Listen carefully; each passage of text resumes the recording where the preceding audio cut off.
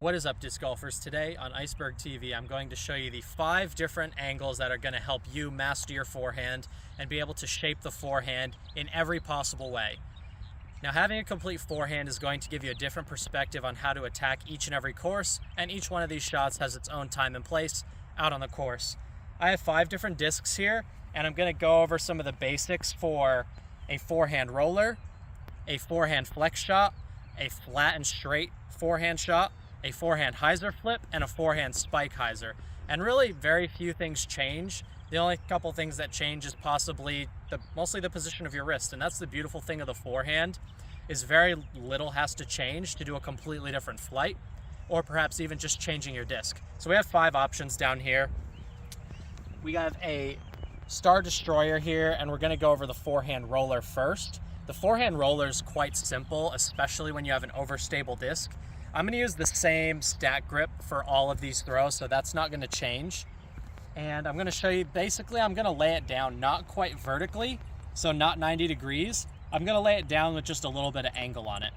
The less stable the disc you're throwing, the more closer to flat that it needs to be. So if you're throwing something really understable, you're going to want to have it hit the ground basically with we call this cut, with a lot of cut. If you want to throw something a lot more overstable, you get a lot closer to 90 degrees. Now this Star Monster here is so overstable that I can actually throw it on a complete 90-degree angle. It's going to roll just perfectly. You can see the review of this disc on my channel. You can see how well this flies on a roller. But we're going to go to the Star Destroyer because this is something that I'm actually going to be more likely to forehand roll.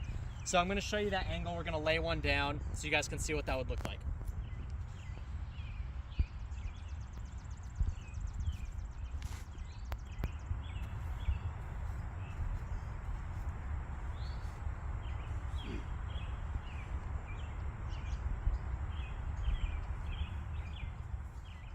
We've scored a goal, perfect throw. The more overstable the disc, the more straight it will carry before it tails to the left at the end. So if you throw something really understable, you can get something to cut left super fast, which is also a good utility shot to have. The next shot we're going to go to is going to be the forehand flex shot. This is kind of my signature shot, and this is one of my favorite shots to do when I'm attacking a tight tunnel, a woodsy course, or if I just want to carry about 250 to 350 straight and then go to the right at the end. I'm going to go with my Star Monster here. Honestly, if you want something to flex, you should just go with an overstable disc. An overstable disc is going to be easy to flex. So now instead of going for this roller angle, we're going to put it about 45 degrees further closer to flat than we were before. So before we were about here for the roller, now we're just going to bring it down to here. And you should really be able to just follow through with that angle and allow the stability of the disc to let it fight back for you. We want to let the disc do the work so you don't get frustrated with what you're doing. And if you're finding your disc just turns over and rolls, maybe just try a more overstable disc, and that's going to be an easier way for you to learn this as well. So we're going to put this out, 45-degree angle. I'm just going to really chop it, nice hard follow through, and it's going to just flex right out perfectly.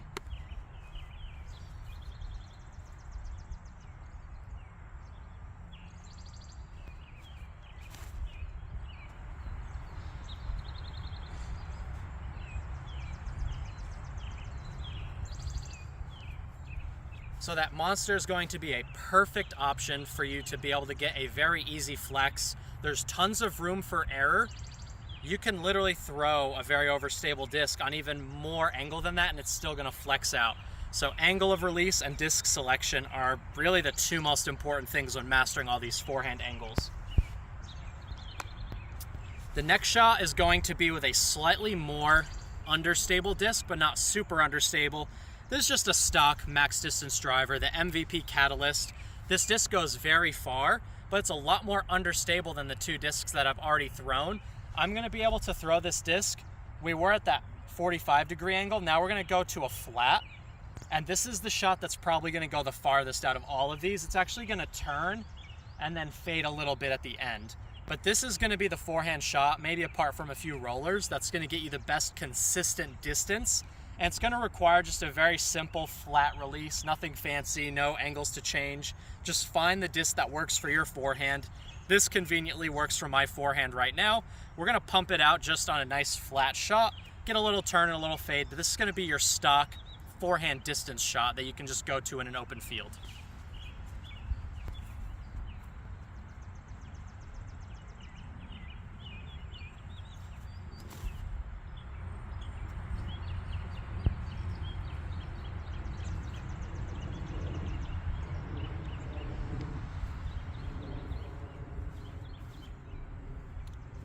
So we got the exact desired flight out of it. I gave it a nice, firm, flat release. We got a nice turn and a good fade. That's going to be a shot that you can really lean on when you need a distance forehand. We just need to match the angle of release and a disc that matches your arm speed. So if you don't have as fast of an arm speed for a driver, you can go to a slower disc. Or if you're throwing a slower disc and it's burning over on you, go to a little bit faster, more overstable disc. Find the happy medium for you, get out in the field and work it out. Now the next shot is going to be, this is probably the most advanced of any of the forehand techniques. This one takes a lot of time to tinker out. This is a Hyzer flip. So for the Hyzer flip, I love this Champion Edition T-Bird, super old school disc.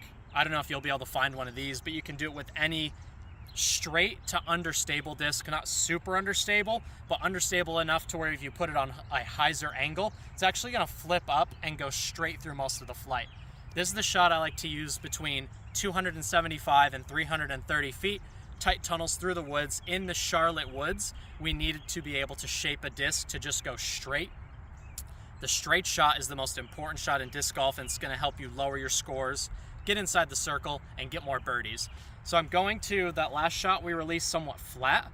Now we're going to actually put it on like not quite a 45-degree angle, but right around just 45 degrees angles-ish, depending on the disc you're throwing. We're going to get to actually flip up, carry straight through most of the flight, and then either just finish straight or have a slight finish to the right at the end. So we're going to have a nice emphasis on a Hyzer release.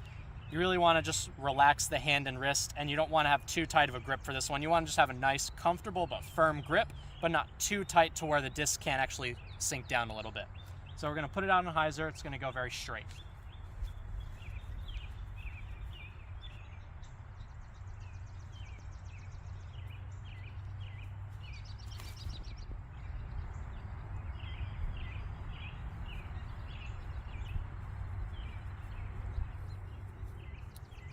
And when you master that straight forehand Hyzer flip, the straight, scary, woodsy tunnels are going to become a lot less scary for you because you're going to have that go-to shot that you can just Hyzer flip your straightest disc through the gap like an absolute champ. Now, what's really great about that Hyzer flip is the fact that with a forehand, you can actually keep your eyes and your chest somewhat towards the target, as opposed to a backhand. We're turning our head away, we're turning our chin away, and there's a lot more things that can go wrong with our release point. With that forehand, if you put the time and the repetition in, your release point's going to be a lot more consistent because you can actually keep your eyes focused on the line you're trying to hit. So hold yourself accountable to the angle of release and learn what disc works for you, and you're going to be able to pipe those right up the fairway. Now the last one is going to be the easiest. It's the Forehand Hyzer. This is just, if you can't throw a forehand, I would recommend learning to do a Forehand Hyzer. And I have forehand tutorials on my channel where you can learn the basics of how to grip a forehand, how to release a forehand. But we're just going to talk about the angle here. That last one, we went with a straight disc on Hyzer. Now we're going to put a little bit more Hyzer on it, and we'll lean more towards a spike Hyzer angle just so you can really see the emphasis of how I'm releasing the disc. We're going with another Star Destroyer here. We're going to put it on a ton of Hyzer. I'm just going to pump it out and let it curve from left to right. So we've gone every different flight angle, and this is probably the easiest one for last. Same thing. I also didn't mention this, but if you're having a hard time with your body position, the more Hyzer you want, the more you can kind of lean over like this. So if I want to throw it straight, you can kind of keep your chest up a little bit. But on this one, if I'm throwing a big Hyzer, I'm going to come out and lean my body over a little bit like that. So you can really emphasize that angle and put your body in a position that makes that angle easy. So we're going to put it out, nice spike Hyzer, and then we'll wrap up the video.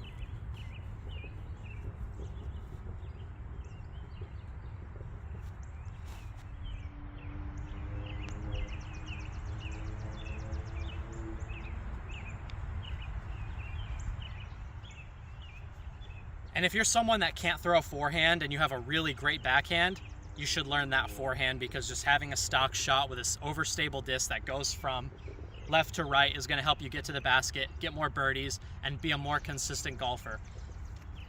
So I hope that video helped you. Just so you guys know, I do have a shoe sponsor. They're called Lems. They're a 4mm drop shoe with a very wide toe box. Having this shoe puts my feet in a comfortable position to have a healthy body starting at the ground.